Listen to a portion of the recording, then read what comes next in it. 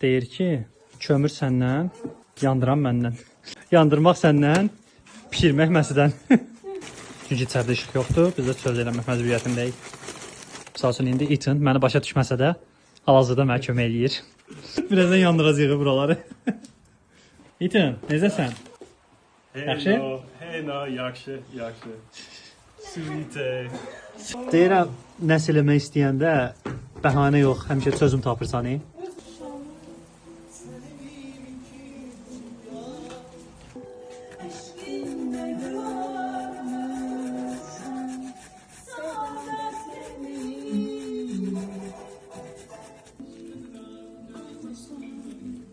Kalacak sevgim, belki de gözlerim doğacak mensiz. We can close.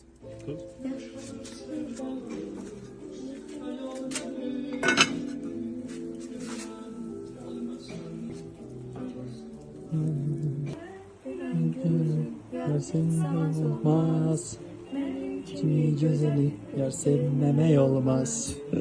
Sensiz bir çağlayan sel oldu. Wow. Vay. İl oldu.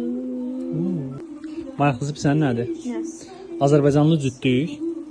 Azərbaycanca musiqiləri qulaq asaraq Ukran mətbəxi pişirir. Serbiyada Amerikalı ilə bərabər.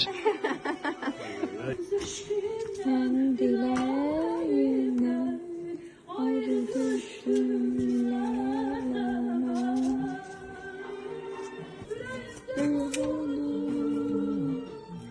Saçlarım neden oldu? Alnımın dışı sağ. Nece olurdum seni. Doğru.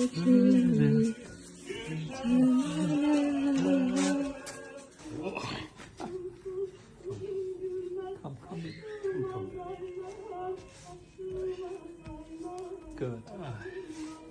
How I did that.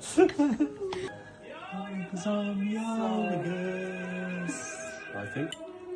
Because all that animals Ay, çox ləzzətli, möhtəşəm. Formaya bax, içində də qatıq belə qəşəng yanır içində. Yaxşı.